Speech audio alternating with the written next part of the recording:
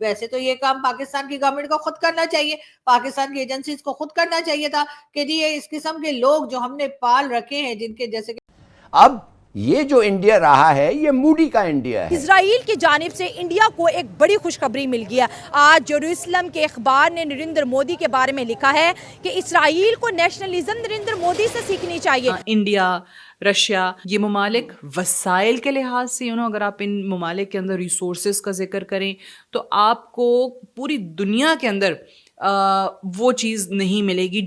दुनिया की तारीख में लिखा जाएगा कि हिंदुस्तान एक ऐसा मुल्क था जिसने सुपर पावर के सामने खड़े होकर एक ऐसी शटअप खोल दी कि हिस्ट्री उसको याद करे। यहाँ इजराइल और भारत के बीच में कॉन्ट्रैक्ट हुए हैं और दोनों कंट्रीज जो हैं वो मिलकर जो है कई जगह पर काम करेंगी। बात कौन कर रहा है?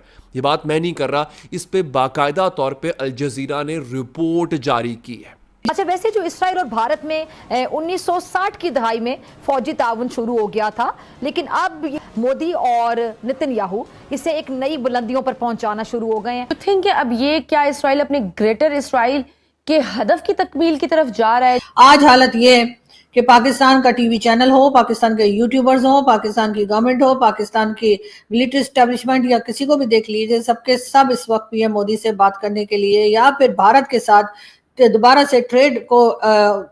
ट्रेड को स्टार्ट करने के लिए बड़े बेचैन हैं। उन्होंने कहा है कि भारत जिस तरह से अमेरिका के टैरिफ के सामने डटकर खड़ा है, उससे इजराइल को भी कुछ सीखना चाहिए। ट्रम्प ने यू टर्न लिया, उसके बाद इजराइल भी जो है नरेंद्र मोदी के सपोर्ट में आ गया। और इंडिया ने किया क्या है मैं आपको बताती चलूं। इंडिया ने शटअप खोल दिया यूएस को, इंडिया ने रेजिस्ट किया है ट्रम्प की पॉलिसीज के अगेंस्ट, और ये बात इजराइल को भी बड़ी प्यारी लगी है, पसंद आ गई। ये लोग जो है ये टेरर ग्रुप के लोग हैं और इनको मार देना चाहिए, दहशतगर्द हैं, ये टेररिज्म करते हैं, भारत में भी करते हैं और जगह भी करते हैं, दूसरी कंट्रीज में भी करते हैं, तो इनको टपका देना चाहिए। लेकिन फिर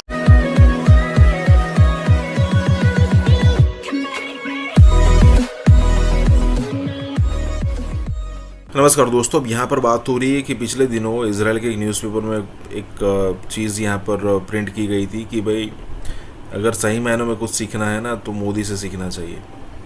पिछले कई समय से मतलब चौतरफा हमला हो रहा है भारत के ऊपर, इंटरनली और एक्सटर्नली भी।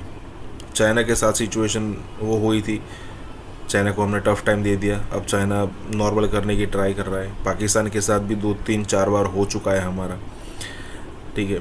उसके बाद अगर आप देखो तो इंडिया के इंटरनल भी चल रहे हैं। अगर आप पिछले प्रधानमंत्री मोदी के अगर कार्यकाल में देखो ना तो फार्म प्रोटेस्ट हुए, उसके बाद वो शाहीन बाग हुआ था, उसके बाद वो एनआरसी वाला भी शायद उसी समय हुआ था। ये सारी चीज़ें देखो ना, लेकिन फिर भी यहाँ पर टस से मस नहीं हो रहे भाई साहब, मतलब मोदी जी की बात कर रहा हूँ मैं।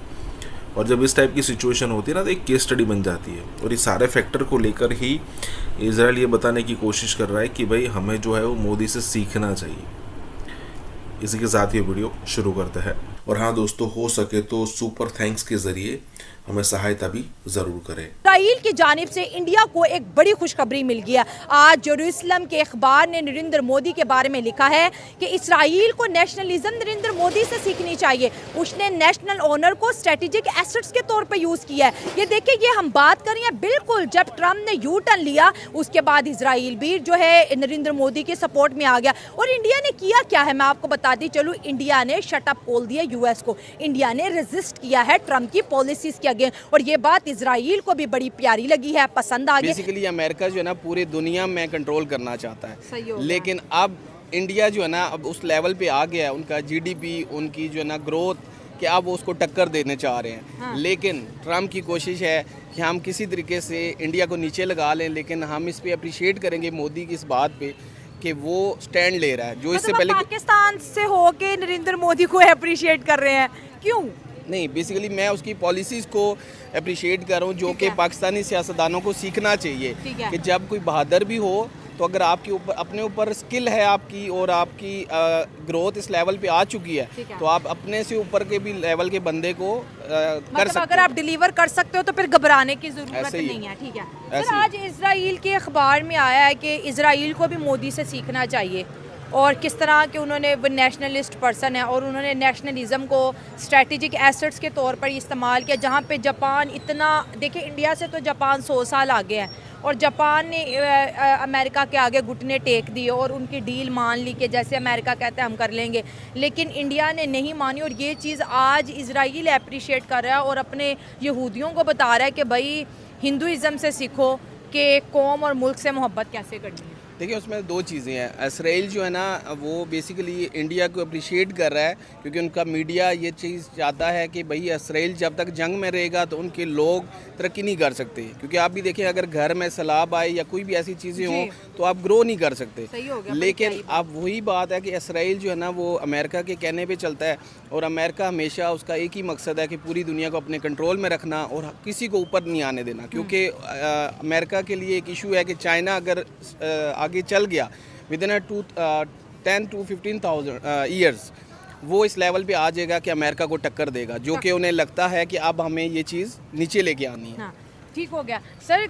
इसका दूसरा पहलू ये भी है, जो जब ये ख़बर आई अखबारों में और इसके ऊपर जब लोगों ने अपने एनालिसिस पेश किए, लोगों ने कहा इसका एक रुख ये भी हो सकता है कि इजराइल भी अब अमेरिका की ग़ुलामी से छुटकारा चाहता है, वो भी अब अमेरिका की दादागिरी से तंग आ गया और वो अब अपने इजराइलियों को समझा रहा है कि अगर इंडिया अमेरिका के ख़िलाफ़ खड़ा हो सकता है तो हमें भी खड़ा हो जाना चाहिए। आपको लगता है कि इजराइल के अंदर ये चीज़ आई जिसकी वजह से उन्होंने ये किया?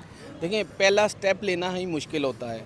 कोई भी यहाँ पे लड़ाई हो रही हो ना, तो अगर आपको लगे कि दूसरा बहादुर है तो पहला स्टेप जो लेता है वही जीता है। अब इंडिया, आप इस चीज़ को माने हालांकि हमारा दुश्मन है, लेकिन हम उसकी स्ट्रेटजीज़ को, उसकी लीडरशिप को दाद देते हैं कि उसने फ्रंट एंड पे खड़ा हुआ और उसने अमेरिका का मुकाबला किया, जिससे अमेरिका की हार हुई। अब अमेरिका ये चीज़ जहन में रखेगा कि भाई अब ये बोल सकता है तो दुनिया में अब सारे मुल्क इसको देखे देखे बोलेंगे। मतलब हर मुल्क अमेरिका का ऑर्डर नहीं मान सकता और उसमें वो कह रहे हैं। और इंडिया ने भी अच्छा खासा ट्रम्प को टफ टाइम दिया और फिर जब वो ये कह दे कि वो तो बड़े अजीम लीडर हैं, तो इसका मतलब है जो ट्रम्प की बात मान के वो अजीम नहीं है और जिसने ट्रम्प को शट अप बोल दी वो ग्रेट हो गया। देखिए ट्रम्प बेसिकली ट्रेडर है, ठीक है। और वो एलन मस्क जब इनके इलेक्शन हो रहे थे वहाँ पे भी यही था कि वो अपने मकसद के लिए बातों को चेंज करता है। रात को क्या कहता है, सुबह क्या कहता है, पीछे मकसद उसका होता है। वो पूरा हो जाए तो वो चीज़ें चेंज कर लेता है, अगर मकसद ना पूरा हो तो वो सुबह कुछ और फैसला। फर्स्ट ऑफ ऑल तो मैं ये समझता हूँ कि ऐसा बिल्कुल नहीं होने वाला। उसकी वजह ये है कि ड्यू टू यूक्रेन वॉर, जो यूक्रेन वॉर है जब तक ये सम अप नहीं होगी उसके तब तक आई थिंक सो इजराइल जो है वो ट्रम्प का साथ नहीं छोड़ सकता।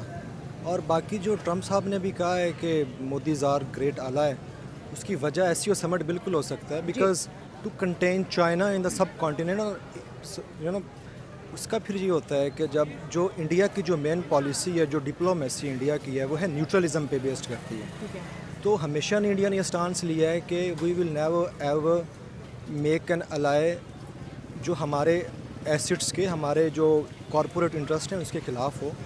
तो जो इंडिया है वो हमेशा उसने वही किया है जो उसकी आवाम के लिए नेशनल इंटरेस्ट पे में उसने काम किया। और जो इंडिया है वो चाइना को भी नहीं छोड़ सकता। उसकी वजह मेन जो है वो एससीओ समिट है, बिकॉज़ जितने भी अगर हम सब कॉन्टिनेंट्स में जितने हम जो है नेक्सिस देखते हैं तो वो चाइना के सारे साथ हैं। तो इसलिए उसकी मजबूरी है कि एससीओ को ना छोड़ना और चाइना का साथ देना। बाकी जहाँ तक as far as the Israel is concern, तो इज़राइल जो है वो हमेशा से सॉफ्ट कॉर्नर रखेगा, बिकॉज़ जो इंडिया है ये वीटो 5 में आने की एक उसका वेटेज है, वो रखता है।